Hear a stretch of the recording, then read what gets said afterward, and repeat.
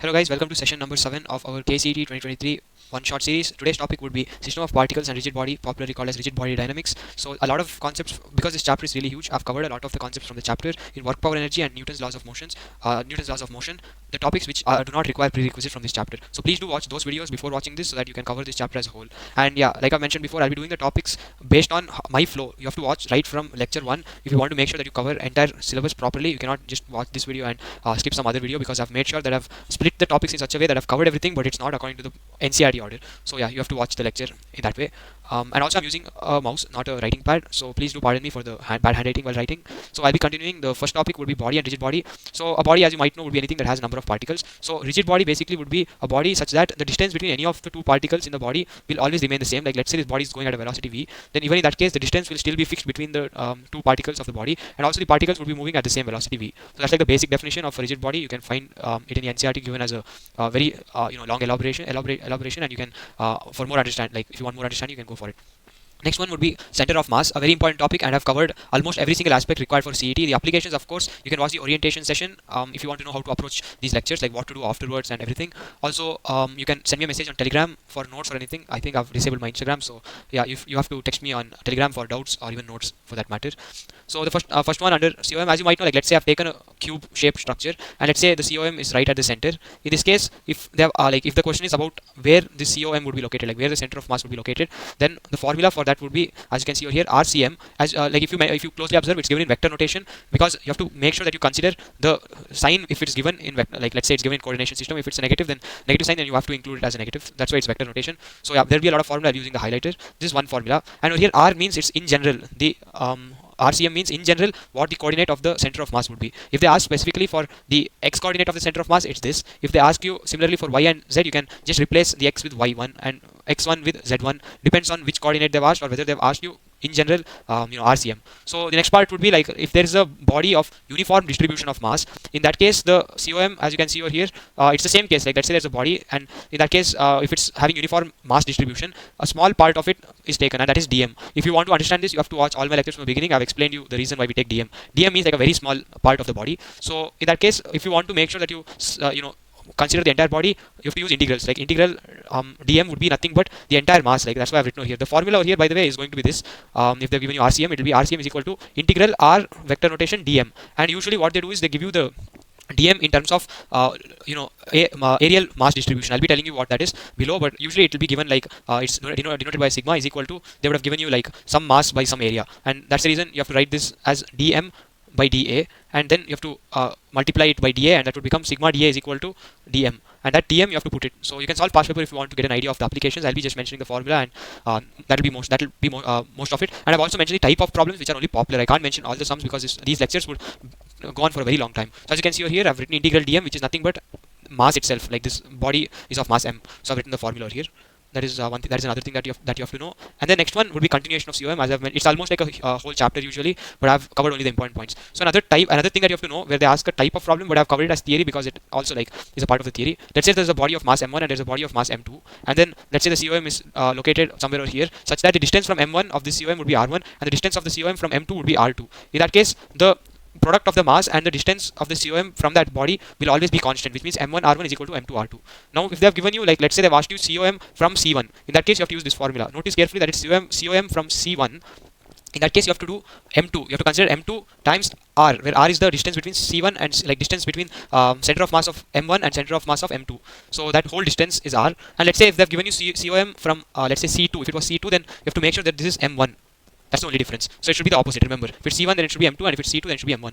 Next formula would be displacement of a body, which basically means there will be displacement of COM and its particles. Like let's say there's a body, and this is its COM. So if this body displaces, like it let's say comes over here, then even the center of mass will get displaced, and even all the particles over here will also get displaced. So that's why the formula won't get complicated. It will be the same, but delta means the change of that distance. But one thing that you have to know is over here it's given with signs. So let's say there's a body like this, and once it's displaced by a distance, let's say 2 meters or something, COM will come over here. Even the particles over here, they will also come over here. But let's say distances 1, 3, and so on. So you have to make sure that if the displacement is along the negative x direction, then it should be minus. So what that means is you have to basically consider the sign in this formula. So that's why I've like mentioned with signs over here. Just note that down. Another thing that you have to know under COM is the formula for velocity of COM and acceleration of center of mass. So it's the same formula, but instead of r, it will be V and A respectively for VCM and ACM. So that's about COM almost. We have one more thing. Over here I've given center of mass of different bodies. So a lot of students might not understand why they have to learn for so many. There is a video by NV sir actually.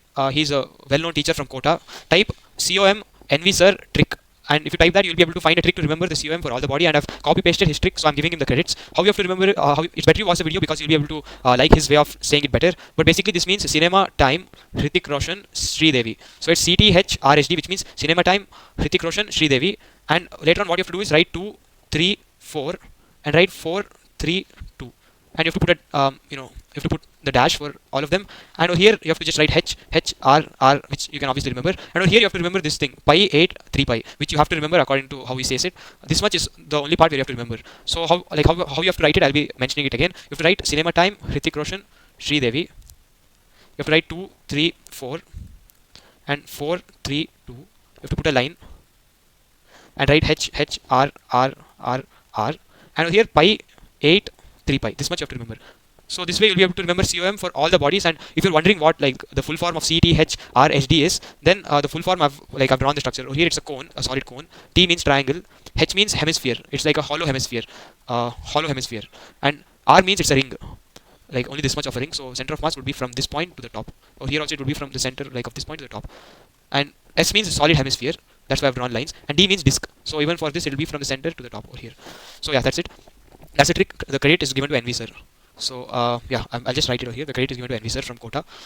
Or next one would be terms. So there, as I mentioned before, lambda means linear mass distribution, which means mass per length. Sigma means areal. It means that mass distribution per unit area. So m by a. And over here, as you can see, rho. The symbol rho means mass per volume. So this is something that you have to know, because if they've given, let's say, dm, then you have to write the same thing like how I mentioned above. Next topic would be MOI, which means give me a second. Yeah, moment of inertia, and it's a huge, it's very important. So how you have to know what it means is, I've given there's a structure, and then let's say it's being rotated with omega, and then let's say it's made up of particles of mass m1, m2, m3, m4, and so on, which is at a distance of r1, r2, r3, and so on from the axis of rotation. Keep it in mind. The distance is from the axis of rotation. So in that case, the formula would be I is equal to m1 r1 square plus m2 r2 square plus m3 r3 square, and so on, which basically means sigma, which means summation of mi ri square, which means from I is equal to 0 to n. Basically this means this itself. It's nothing complicated. If you put I as 1, it will become m1 r1 square, plus if you put I as 2, so on till n number of particles. And let's say the body has a radius r, then you can directly write I is equal to capital M, which means mass of the entire body, as you can see over here, r square, which is a radius. So yeah, that's mostly it about MOI. I've written the moment of inertia of the important bodies over here, and I'll just mention it before I go further. R over here means radius, L over here means length. So if I put R or L in bracket, it means the body is of that dimension, like it has radius R or length L. So here is a ring. The axis of rotation is through the ring like this. In that case, the formula is like this. And over here there's a ring, but the same ring, the axis of rotation is like this. It means it goes like vertically downwards. In that case, it will be this. And over here there's a rod, and over here it goes through the rod, it goes through the rod, as if you're putting a pencil inside, let's say, a rod, from the side. I'm not sure if you're able to get the visualization, but if this is the rod, then you're putting the pencil like this. So that's the axis of rotation. In that case, it'll be this formula. And the same rod, if you're putting it through the center, then it'll be this formula. And the same rod, if you're putting the axis of rotation over here, if the axis of rotation is over there, then it'll be this formula. And another formula that you know is solid sphere. By the way, this is solid sphere. It might not look like a solid sphere, but it's actually a solid sphere. That's why I've done the shading over there. In that case, this would be the formula, all the important formula, and you have to know it. Next one would be radius of gyration. So here, all you have to remember is the word radius itself. And like how I just mentioned above, if you see r, like the moment of inertia over here is a fraction f mr square. Like take any of these over here. Let's say you take the second one. Over here, the fraction is half, right? Half, and mr square is fixed. Even let's say we take this example, 1 by 3 is the fraction, but ml square or mr square is basically fixed. Like basically there is a fraction and mr square. R could be anything. Respectively for those cases, I've mentioned what it is. So yeah, that way radius of gyration, if you're wondering what it is, the formula is given by this. Kr is equal to moment of inertia by m whole under root. But as I just mentioned above, I over here, the moment of inertia can be written as some fraction mr square. So that divided by m. Will get cancelled, and r square under root will become r, and f will go under root. So this will be the final formula. Radius times under root the fraction of the moment of inertia. I hope you are able to understand. I'll just write it over here. I over here in above cases is basically fraction times mr square. So I've basically inserted the same formula.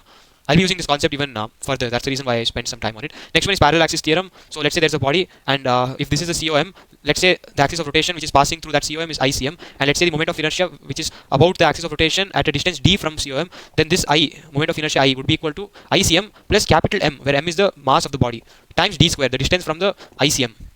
This is applicable to all bodies. And the same thing, let's say we go to perpendicular axis theorem, this is only applicable to planar bodies. So in the, how this is going to be explained is, if there's a body and let's say there is one I2 which is about rotating about this axis, and let's say there is I1 which is rotating about this axis, then this I3 which is created here rotates like this, can be given by this formula. So I've drawn the diagram, you can closely look at it and understand what is going on. So I'll be going on to the next. These two are very important concepts, by the way. It'll help you derive and stuff. You can solve questions from the past papers to get the understanding. Next one will be torque, is given by this formula. And the reason why I'm basically just mentioning the formula is because from now onwards, like from this chapter till maybe waves, most of them are formula based. Like this chapter isn't completely formula based, but whenever it's formula based and doesn't require much explanation, I'll be just mentioning the formula. Torque can also be given by this formula. If you see, this formula is similar to mass times acceleration. You have to realize that torque is basically like force itself. If you remember, force is equal to mass into acceleration. But in the rotational dynamics world, what will happen is M will get replaced by I every time, and A will get replaced by alpha, and V will be getting replaced by omega. This is how it works. You'll be coming across this very often, so it will help you remember the formula. Like let's say angular momentum. As you know, momentum is equal to mass times velocity. But in this rotational mechanics world, what will happen is angular momentum will be given by L, mass will become I, and V will become omega. So that is one formula, and the other formula is also MVR, which is written as R cross momentum with the vector notation. And another thing is force. If you remember, it was dP by dt, right? Impulse formula derivation. That formula you can write it as here torque. Instead of force it will be torque, and instead of momentum it will be angular momentum. So this is the formula. Another one. This formula over here is conservation of momentum, of angular momentum. If you remember, there was conservation of momentum in work energy power. The same way conservation of angular momentum, which means initial momentum is equal to initial angular momentum is equal to final angular momentum. You can use the formula accordingly, like any of these three formula accordingly as it's given in the question. And when should you use it? When it's mentioned as static equilibrium. If it's given as static equilibrium, then you can basically write these formulae. One would be net force acting on a body 0 and net torque acting on a body 0. The formula that you have to use for torque should be done suitably, like from the list of formulas which I gave above. So yeah, you have to solve problem to understand the application. Kinetic energy, if you remember, it was half mv square. But like I mentioned above, m is replaced by I and v is replaced by omega. So it will become half I omega square. Next one is rolling motion. It's pretty important if you want to understand the concept. So I'll be doing for without slipping. If you observe in NCERT, it's given for pure rolling, which means without slipping. They're not given for with slipping. Even if you want to learn about for slipping, you can send me a message. It's popular for the JEE entrances. Mains exam, they ask kind of often for with slipping. But I'll be doing pure rolling like how it's mentioned in NCERT. So there's a body. Let's say there's a body. If it just goes with velocity v, it's nothing special, right? But let's say the body is rolling with omega, and also it's going further. Like basically the body is both rolling within, like it's rolling with omega about its axis of rotation, and it's also going front with v. Basically you can imagine rolling down a ball. Till now, whenever we imagine, what we have to imagine is it doesn't spin with omega. But from now you have to do it. That's why it's without slipping, pure rolling. In this case, if you remember from my previous chapter, omega was given by v by r. Like omega is equal to v by r. So that formula you can write it like this. And A you can write as alpha times r. You have to watch the previous lectures to understand.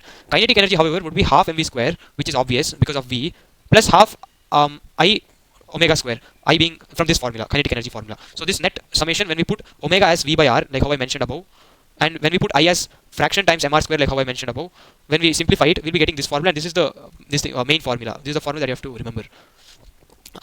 Where f is the fraction for the given body, and yeah, VCM will be mentioned. Last one would be rolling motion when it's inclined plane, by the way. So in this case, what will happen is, let's say there's an inclined plane and the body is undergoing pure rolling. In that case, you have to remember a few formula. A formula would be this. I'll be putting a box around it. I guess I'll put a box around it. This is the most important formula, and one thing that you have to know is I over here is of course fraction times mr square. You have to make sure that you write it like in this habit. So if I ask you, tell me what is it for a sphere, then you have to tell me fraction mr square such that the fraction is 2 by 5. Right, it will become 2 by 5 mr square that time, which is the original formula. So that is something that you have to know. That's the reason I'm writing it like this. The application will be simple. They'll give you few bodies, like they'll give you a rod, they'll give you this solid sphere, and they'll be like which will go down the fastest. So as you can see over here, A is almost inversely proportional to omega, right? I, and I is given by mr square fraction. So you can use that formula and get to know which will go down the fastest. The one with the highest acceleration will go down the fastest. Over here there is velocity formula where over here f is the fraction only, and r square is the radius, and h is the height over here. If you observe, h is this height and s is slant height, and time t is given by this formula. So yeah, three formula. I've written all of them over here. So I hope that will help you. With this, actually, I've completed the chapter, entire rotational motion for CET. You can ask me questions and everything, and also share it with your friends, and also it'll benefit everyone as a whole. I'll be work hard, and I'll be seeing you in the next lectures. See you.